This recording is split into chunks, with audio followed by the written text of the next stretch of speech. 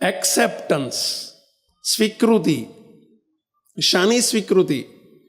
મળેલી વ્યક્તિઓ, મહારાજે જે વ્યક્તિઓ આપી છે ઘરમાં એનો સ્વીકાર કરો. ઇંગ્લિશ શબ્દ છે એક્સેપ્ટન્સ, ગુજરાતી થાય સ્વીકૃતિ. મળેલી વ્યક્તિઓનો સ્વીકાર કરી લો, સહર્ષ સ્વીકાર કરી લો. સંજોગનો સહર્ષ સ્વીકાર કરી લો. પરિસ્થિતિ જે કંઈ આવી છે એનો સહર્ષ સ્વીકાર કરી લો. આ બધાને સહર્ષ પ્રેમથી સ્વીકારી લો.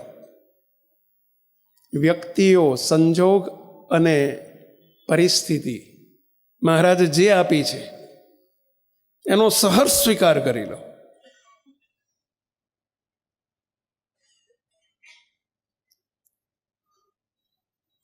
અકળામણથી ઉદ્વેગથી નહીં, હે આવા નવા ભટકી ગયા એવું નહીં, પ્રેમથી સ્વીકારી લો.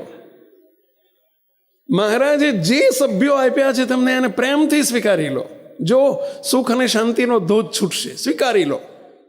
બે રીતે સ્વીકાર થાય, સ્વીકાર બે રીતે થાય. એક મહારાજની પ્રસાદી સમજીને સ્વીકારી લો. ગણ્યું છે પ્યારું પ્યારા એ અતિ પ્યારું ગણી લેજો.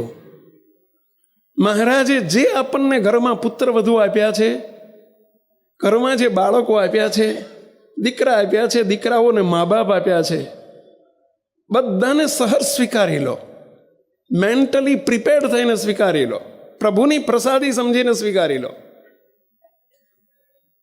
જેમ પ્રસાદી હમણાં તમે જમવા જશો, બોલો જે હોય એ ભૂખ લાગી હોય તો બધું જમી લો છો ને પહેલા. ખીચડી હોય તો ખીચડી, કઢી હોય તો કઢી સ્વીકારી લો છો ને. પ્રસાદી છે, પ્રભુની પ્રસાદી છે. આપણા ઘરમાં કાળ કર્મ ને માયાનું કરતાપણું નથી. આ શ્રીજી મહારાજના આશ્રિતોના પરિવારમાં કાળ કર્મ ને માયાનું કરતાપણું નથી.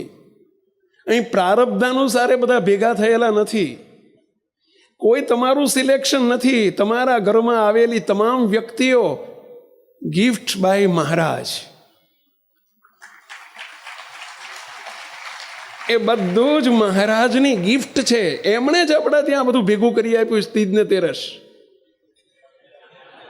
આ તીજ ને તેરસ એ આપણે ઘેરમાં એમણે જ ભેગું કરી આપ્યું છે. ચોકઠું એમણે જ જોડી આપ્યું છે.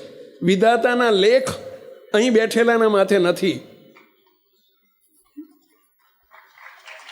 કારણ કે આ ભગવાન સ્વામિનારાયણનો સમાજ છે.